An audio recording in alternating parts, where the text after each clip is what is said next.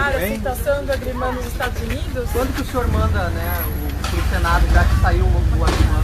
Converso, se puder conversar hoje com o Ernesto Araújo, toma decisão, não tem pressa não, tá tranquilo.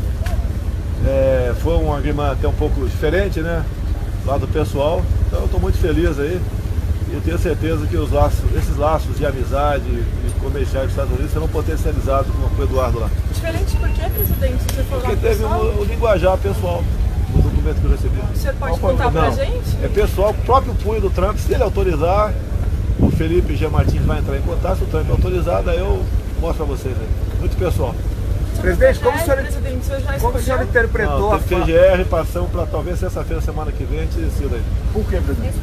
Porque é uma escolha muito importante, né? Mesmo quando você se casou na tua vida, você escolheu bastante para se casar?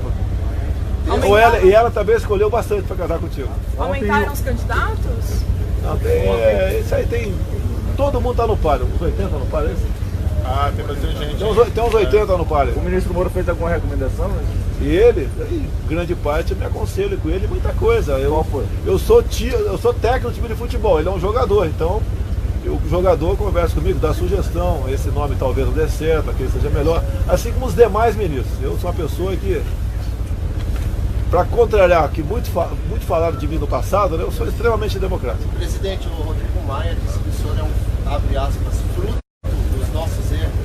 Como é que o senhor viu essa declaração? Olha só, eu com muita naturalidade, eu não vou entender, não foi uma crítica pessoal para mim. Eu acho que o Rodrigo Maia, parabéns se é que ele falou isso mesmo, tá? Porque olha só, mudou realmente de esquerda para centro-direita, o governo. Então, o erro eu acho que não é dele, né? É da esquerda que estava no poder. Presidente, o Marco Sintra falou que na reforma tributária deve vir algum imposto sobre movimentação financeira aos moldes do que foi a CPMF. Não. O senhor é favorável ou não? Eu já falei que não existe CPMF. Isso está ponto decisivo. Tá? O que ele quer mexer, tudo proposta. Não vai depois dizer lá na frente que eu recuei. Tá? Tudo é proposta. Nós queremos facilitar o imposto de renda. Aumentar aí a base, né? Acabar com algumas deduções, diminuir o imposto máximo, 27,5, diminuir um pouco. Essa que é a ideia, facilitar. Em grande parte, paga imposto de renda e recebe. Para que essa brutal democracia? E nós sabemos também que, não são todos, né? Muita gente arranja nota fiscal para justificar a educação, saúde. Diz que acabar com isso aí simplificando. Vai ter imposto sobre movimentação financeira? Não, olha, CPMF que eu posso falar, não. CPMF. Análogo à CPMF, de CP, por exemplo. Mas olha, hoje em dia não pode falar análogo, não, né, amor? Tem muita coisa análoga por aí, né? Quando tiver uma proposta concreta vai ser apresentada, não tem nada, né? Tem muita coisa análoga por aí. Mas já saiu nos jornais a recriação de imposto sobre operações financeiras. Aí vocês me colocam numa situação que eu não gostaria de falar. Tá? Não é minha, eu já falei para vocês. Hoje em dia, em grande parte, né? Quem não lê jornal não tem informação, e quem lê está desinformado. Então, é qual o Rodrigo Maia. Eu tenho certeza que ele não me atingiu nessa declaração dele no dia de ontem. Presidente, o Maia disse também que o governo não tem base. Que avaliação que o senhor faz dessa afirmação? Olha só, ninguém esperava a reforma da Previdência ter essa votação toda. Tá? O parlamento, né? Quem conduz o parlamento, a Câmara, é o Rodrigo Maia. Eu tenho certeza que outras propostas, como a reforma tributária, é interesse dele e da grande maioria dos parlamentares. Nós estamos mostrando que a base do governo, tá, são as ideias que nós todos temos. O próprio Rodrigo Maia deve botar em pauta a votação do porte em toda a área rural. Eu conversei com ele a semana passada e deve botar em pauta isso aí. E uma pauta minha, passou a ser dele também. Estamos dividindo. Daqui a pouco estaremos morando juntos, com toda certeza. Você falou ontem sobre o ministro Moro, aproveitando que os senhores conversaram essa manhã, a respeito da prioridade do pacote anticrime. Isso foi acertado? Já tem um calendário? Não, olha só. Ontem era sobre priorizar as questões econômicas. Quem faz o calendário é lá o Rodrigo Maia e o Davi Alcolumbre. Nós aqui nos acertamos no momento certo de buscarmos pessoas simpatizando nossas causas para botar em pauta o que nos interessa. Eu gostaria agora que como passou na Câmara, segundo turno, que a Câmara começasse a votar o projeto anticrime do Sérgio Moro. Mas ao mesmo tempo o senhor pediu paciência. Paciência, ninguém mais do que eu tenho paciência que o Moro. Eu ouço 22 ministros, eu tenho mais paciência que todos eles juntos. Mas isso significa... A paciência, logicamente, um ministro, na situação do Moro, meu entendimento, ele veio para o governo com propósito e ele quer ver as suas propostas aprovadas. Ele tem consciência que depende não apenas dele, depende do parlamento. Então, a paciência que eu peço para ele, pede para mim também, que é muito comum, quantas vezes ele me conteve, tá? Isso faz parte do nosso dia a dia. Presidente, por que o ministro veio aqui agora de manhã? Porque eu convidei para ir lá na entrega de espada dos novos oficiais generais aqui, no Clube Militar. Eu faço uma pergunta, o ministro está se sentindo pressionado de alguma maneira? O café da manhã aqui é melhor do que o café da manhã do Ministério da Justiça, viu? O senhor está se sentindo pressionado de alguma maneira em função do projeto não ter avançado? O próprio presidente ontem admitiu que o projeto poderia contaminar, por exemplo, a votação da reforma da Previdência. Não, veja, a reforma da Previdência sempre teve prioridade, porque existe aí uma necessidade de alavancar a economia. Superada a votação na Câmara, não existe nenhum óbice para ser debatido o projeto anticrime dentro da Câmara.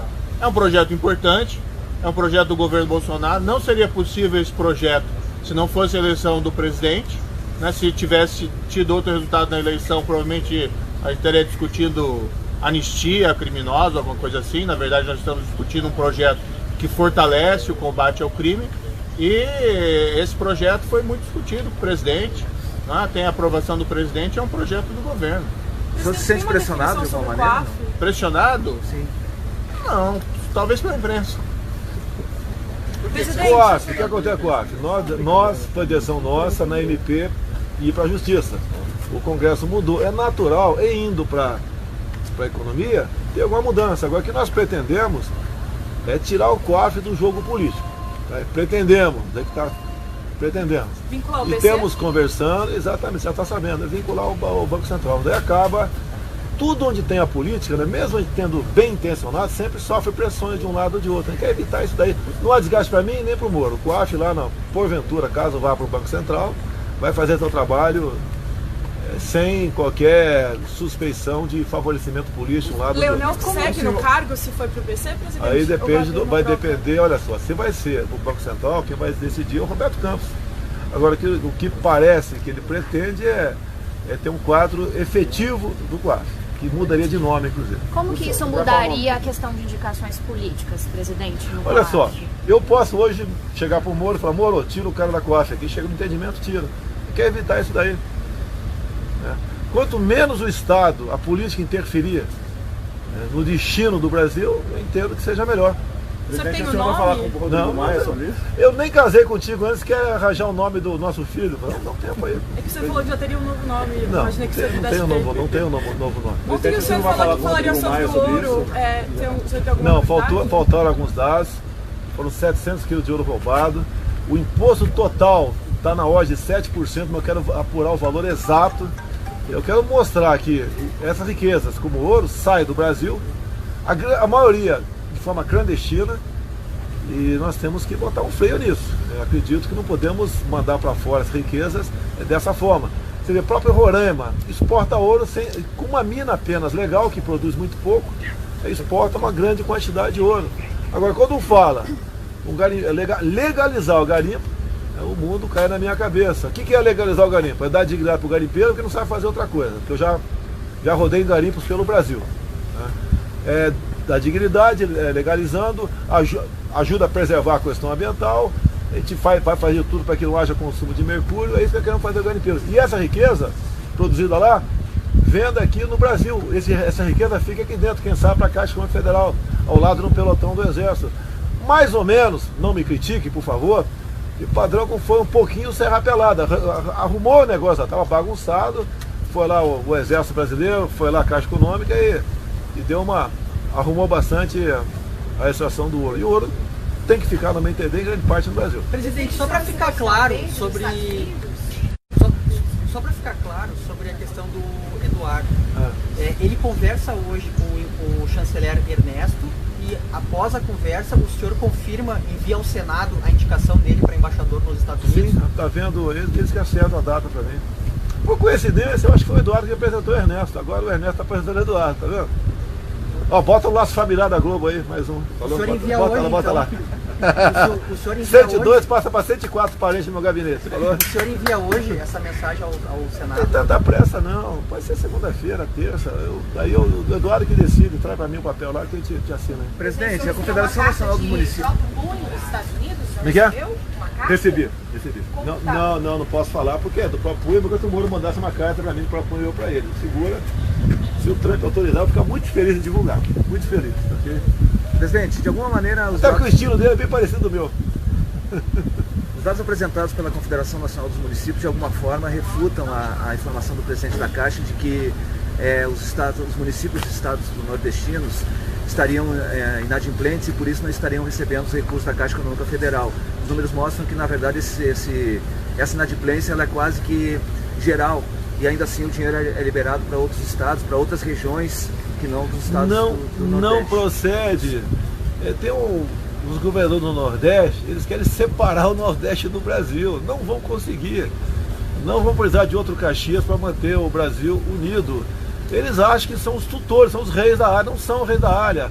Para você liberar qualquer empréstimo, você tem uma gama de pré-requisitos. Você não pode simplesmente liberando não seu bel prazer. Agora, nós temos liberado muito recurso para o Nordeste. Olha o governador da Bahia anunciando aí nas revistas de empresas aéreas que o aeroporto de Vitória da Conquista é uma obra dele. Primeiro que é do povo, outra, 90% de dinheiro da União, 10% deles. Para que isso daí? Eles querem crescer em cima de obra dos outros. A falha, primeira coisa, né? Se essa petralhada e parasse de mentir, já estaria fazendo um grande serviço à nação. Mas a mentira, para eles, né, é o oxigênio. Mas os dados são oficiais da Confederação Nacional Não dos tem Municípios. nada, a minha ponte aí, um município que na mesma situação de outro estado foi negado para o Nordeste e não para o Sudeste. Então, com todo respeito a você, isso aí os caras ficam pegando uma besteirinha lá para criticar, igual quando dois casal estão brigando. Né? Ah, você fez pipi na tampa da privada, acabou o mundo. Tá certo? Acabou o mundo, pipi na tampa da privada. Não, é verdade. Toalha em cima da cama. E o contrário também. O marido reclama da mulher. Ah, você deixou aquela péssima íntima no torneira do banheiro. Ah, acabou o mundo. Acaba com isso, pô. Acaba com frescura, pô. Presidente, durante a campanha, ainda sobre a reforma tributária, o senhor falou que pretendia isentar o imposto de renda quem ganha até 5 salários mínimos. Isso vai ser possível? Falei durante a campanha, falei isso aí sim, tinha conversado com o Paulo Guedes. Vou continuar batendo nessa tecla. Porque eu acho que quem ganha até 5 mínimos, né, em grande parte, acho que quase todo mundo tem o imposto de renda retornado para eles. Se a gente puder facilitar a vida deles, né, seria muito bom, no meu entender. A equipe econômica está falando agora de só corrigir pela inflação. Tem uma divergência de pensamento? Isso eu já falei com eles, mesmo que não mude nada, pelo menos corrigir de acordo com a inflação. Porque não passou a ser imposto de renda, passou a ser redutor de renda. Nós queremos mostrar que dá para fazer diferente. Sabemos da dificuldade que o Brasil atravessa. A gente quer facilitar a vida das pessoas. É isso que eu pretendo. Em vez de X declarar imposto de renda todo ano, quem sabe X menos Y. É isso que a gente pretende. Presidente, essa semana o seu filho, o Carlos, o senhor esteve de volta ao Planalto, ele não vinha há muito tempo. Como é que está a relação de vocês? O senhor encontrou com ele no Planalto? Você tem filho? Não. O dia que você tiver, tu vai ver. Como é que tá? Filho é sempre assim, né? Tem uma senoide, às vezes tem algum probleminha, tá? Mas me dá muito mais alegria do que problema. Voltou, sempre teve as portas abertas. Resolveu tirar umas férias aí, e mesmo de férias vocês não esqueceram dele. Sobre a agenda de privatizações, presidente, o senhor Pô, tem... não teve beijo e abraço não, porque né, teve um peito de mão e sem problema nenhum. A agenda de privatizações, presidente, o senhor tem uma perspectiva, o ministro Paulo Guedes já apresentou um cronograma. Está com o Salim Matar essa proposta, não é fácil privatizar também, que eu falei que Salim Matar. Salim, pelo menos, umazinha por semana você tem que resolver, tá certo? Umazinha, uma estatal pequenininha, começa por aí. As maiores vai ter problema, em grande parte passa pelo parlamento brasileiro. Nós queremos, com todo respeito, o que foram estatais até o ano passado? Foco de corrupção, apadrinhamento político. Olha a Petrobras, tá aqui, ó, o Moro fala Petrobras melhor do que eu. Olha a Petrobras. Meu partido teve gente indicada para Petrobras. Olha os fundos de pensões, indicações políticas. Olha os Correios comprando papéis de Hugo Chávez. Por isso talvez tá faltando papel higiênico lá na Venezuela, também por causa disso. Quebraram postais, pô. Emprestando dinheiro aí, ó. Olha o BNDES, ocupação política. Eu tava agora em Itapira, São Paulo, uma planta lá que está pesquisando cura do câncer, né? Eu falei, olha, por exemplo, o padrão dos nossos ministros dos anteriores. Eu citei o Marcos Pontes. Se você perguntar para os ministros da ciência e tecnologia anteriores ao Marcos Pontes, ele não ia saber a diferença de lei da gravidade para gravidez. Não tinha como dar certo um país desse. Pega o padrão aí dos demais ministros e veja os que antecederam a eles. Qual foi o critério de indicação? Não tinha como dar certo. Vocês me questionaram muito, né? Governabilidade. Eu respondo a pergunta. Como é que é a governabilidade? Como era conseguida no passado? Estamos em perfeita harmonia com o parlamento. O parlamento, não são todos, é uma minoria, entendia que devia continuar como antes. Não é imposição minha. Eu falei durante a campanha, pela primeira vez na vida, sendo presidente, está honrando o que prometeu durante a campanha. A imprensa tem que estar vibrando com isso, como deve estar. Que agora o capitão Motosserra está ajudando a preservar o meio ambiente, né? Não preciso mais, atenção empresários, não preciso mais publicar os seus balancetes nos jornais de grande circulação. Foi de São Paulo, Valor Econômico, Globo, Estadão, certo? Deve estar vibrando comigo, né? Vamos ajudar a combater o aquecimento global. Vamos facilitar a vida de todo mundo. Alguns falam o seguinte, depois da publicação do Globo de domingo, todo dia tem porrada em mim, todo dia teria um motivo. Mas essa medida é para retalhar a imprensa? Negativo. É para facilitar a vida do empresário. Porque o senhor disse que os acionistas vão ter mais recursos, né? Vai ter mais lucro. Olha só, vai vir, porque eu estou sabendo, nota da Firjan, da Fiesp, da Fierg, tá? Fierg, elogiando essa medida nossa. Acabou. Não precisa mais de publicar balancete em jornal, ninguém lê. Por terça-feira eu vi lá o Valor Econômico, 11 páginas para uma empresa publicar seu balanço que ninguém lê. Eu acho que nem acionista lê. Presidente, então por que o senhor disse que estava retribuindo ataques da imprensa ao assinar essa medida? Retribuindo ataques? Não, estou mostrando para a imprensa que nós estamos evoluindo. Tá? Nós queremos fazer com que o empresário não tenha mais essa burocracia para cumprir a lei mudou. E pelo que eu levantei por alto, esses grandes jornais vão perder por ano, ou deixar de ganhar em torno de 1 bilhão e 200 milhões de reais. Você acha isso positivo? Extremamente positivo. Os jornais percam dinheiro? Mas espera aí. Você quer que o jornal continue recebendo 1 bilhão e 200 por ano? Uma coisa que pode ser feita na internet, nós evoluímos, meu Deus do céu. Tudo bem, mas o senhor nós evoluímos. O senhor falou da perda do dinheiro dos jornais, não da economia do empresário. O empresário vai gastar menos, pode diminuir o preço do teu produto na ponta da linha. A imprensa se reinventa, a imprensa tem toda uma virtude, hoje existe a internet, não pode continuar vivendo de uma prática que gerava ônus ao empresariado desnecessário, uma coisa antiga, nem sei se em algum lugar do mundo alguém publica balanço em jornal impresso. Então assim, a imprensa tem virtudes e vai se reinventar, vai encontrar outras fontes de renda. Presidente, o senhor sancionou uma lei em abril que previa o fim da obrigatoriedade desses anúncios para final de 2021. Por que adiantar esse processo? Você pode adiantar. Se inventar um remédio novo para a cura do câncer agora, você vai tomar esse novo ou vai continuar tomando o velho? Novo. Presidente, estou falando do efeito estufa e hoje um artigo publicado na revista Nature mostra que o... Revista? Nature mostra que o desmatamento e a agropecuária são responsáveis por quase 1/4 do efeito estufa. O senhor tem incentivado muito o setor agropecuário nesse sentido. Como é que o senhor enxerga, por exemplo, o desenvolvimento da agropecuária no Brasil em relação a esse dado que foi apresentado hoje? O mundo está com aproximadamente 7 bilhões e 600 milhões de habitantes. Cresce 70 milhões de habitantes por ano. Os números que eu tenho pelo Ministério da Defesa, do alistamento militar obrigatório, que equivale a nascidos há 18 anos, nos aponta que nós crescemos um pouco mais de 2 milhões de habitantes por ano. O pessoal tem que comer. Tá? E como é que você tem que estimular o agronegócio? É parte da economia que mais está dando certo no Brasil. Nós concorremos com a Austrália, Estados Unidos, então temos que colaborar com esse setor. E por outro lado, a propaganda negativa, né? Chama a ministra Inês Cristina de a rainha do veneno, porque por trabalho dela também, junto à Câmara, liberamos, né, mais de uma centena de produtos que vão fazer bem para o agronegócio, deixando para trás velhos outros guerra comercial. Por que a pressão enorme sobre a Amazônia? Porque eles querem a Amazônia, pô. Ninguém chama uma menina de feia se ela não é bonita. Tá certo? Então no mundo todo está conectado. O próprio nossa união com o Mercosul, tem outros países que não estão gostando disso, vão perder mercado na Europa. É natural isso aí. Agora nós é que devemos falar a verdade e divulgar o que o Brasil tem de bom.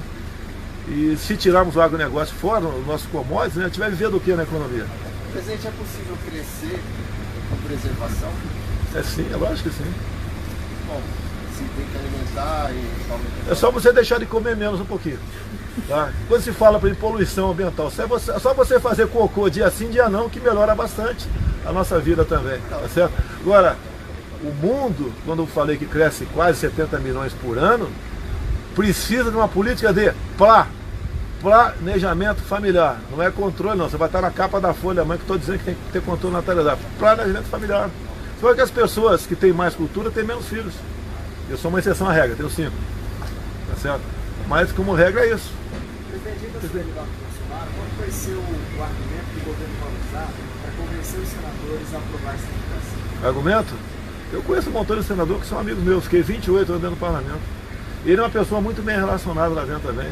E vai ser sabatinado, não vai ser nada voltado apenas desse lado. Ele vai ter que demonstrar conhecimento lá dentro. Se não demonstrar, vai ser reprovado.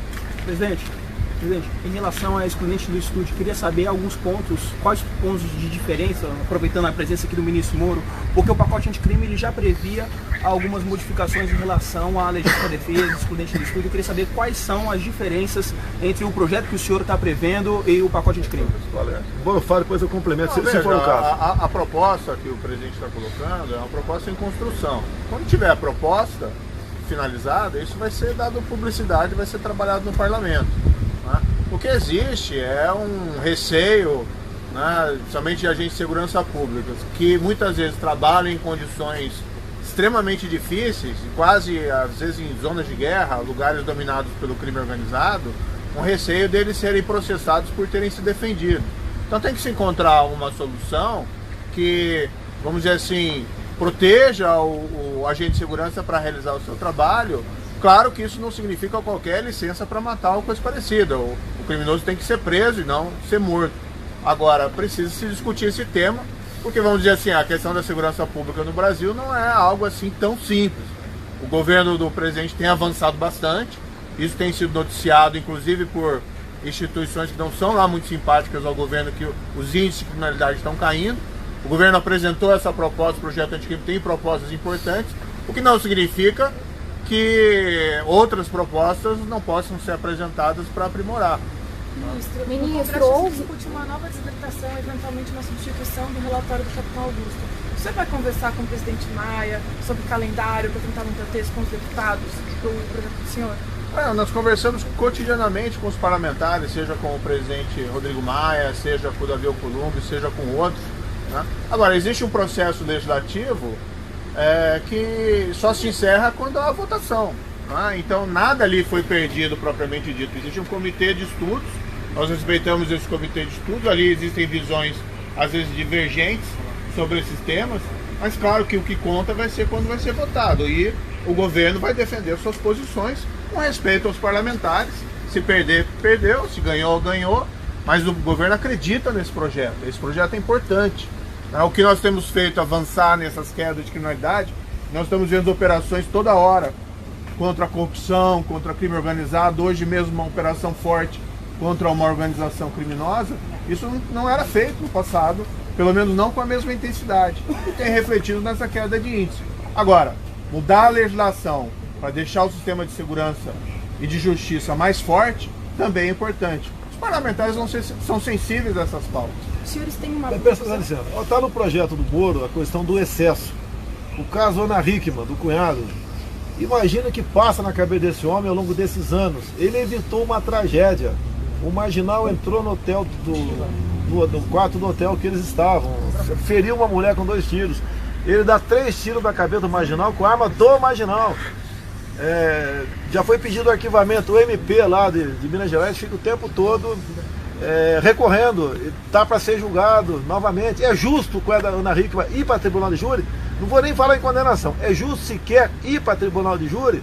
Vamos na proposta do Sérgio Moro, prever acabar com isso aí. Nada mais claro do que legítima defesa nesse caso, que não tem que se levar em conta a questão do excesso. Isso se aplicaria, pelo projeto do Moro, ao cunhado da Ana Hickman. Primeiro dizer, presidente, essa norma tem no Código Penal alemão, tem no Código Penal português. Ministro, não é nenhuma extravagância. Não, tá certo.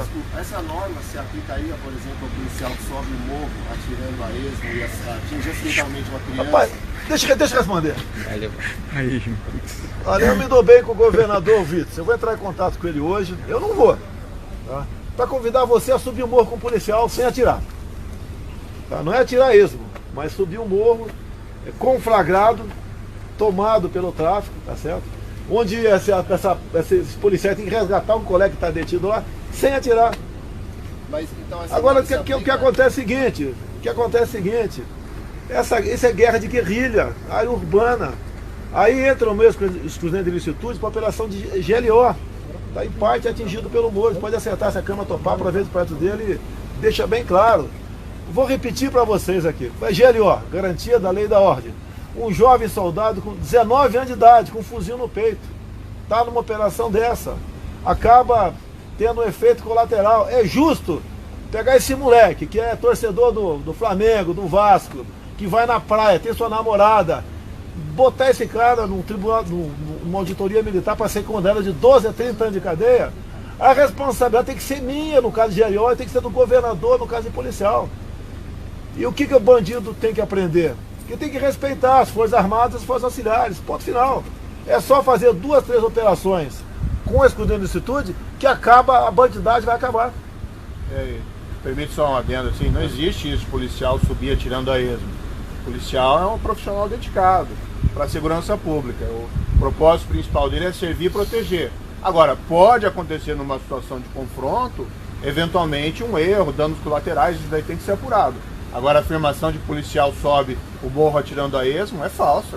Que isso, não pode fazer esse tipo de afirmação. Se um policial acidentalmente atinge um morador de uma dessas áreas... Vamos fazer uma coisa, vamos deixar o policial no quartel e vamos deixar aí o batalhão de escoteiros subir o morro. Acho que é a solução. A pergunta é só se aplicaria a ele ou não. Acidente é acidente. Se acontece um erro, um acidente, isso vai ser apurado, né? Evidentemente que se aconteceu isso, o policial não tem intenção de cometer esse crime. Cometer um erro tem que ser apurado se ele tem que pagar ou não por esse erro. A proposta que existe no projeto é bastante específica, né? Esse caso que foi mencionado pelo presidente, envolvendo aquela famosa atriz, modelo, é um caso característico. Aquela pessoa não pode ser tratada como uma assassina. Defendeu a família. E as pessoas não são máquinas, eventualmente podem cometer ali algum excesso. E como eu disse, não tem nenhuma extravagância nisso. Procure lá, artigo 33 do Código Penal alemão, artigo 33 do Código Penal português, é uma reprodução exata desse dispositivo legal. Se o excesso jornalístico desse cadeia, todos vocês estariam presos agora. Tá certo? Todos vocês estariam presos. Ministro Moro, como o senhor interpretou, por exemplo, as palavras do ministro do Supremo Tribunal Federal, que ao se referir aos integrantes da Lava Jato, disse que era uma organização que cometeu todo tipo de crime, uma série de crimes. Como o senhor recebeu essa afirmação do ministro? A Lava Jato mudou a história do país. Nós tínhamos uma tradição de impunidade da grande corrupção e a Lava Jato mudou esse quadro e ser reconhecido pela população brasileira. Agora eu não comento declarações de ministro Supremo. Pessoal, obrigado aí, pessoal. Obrigado.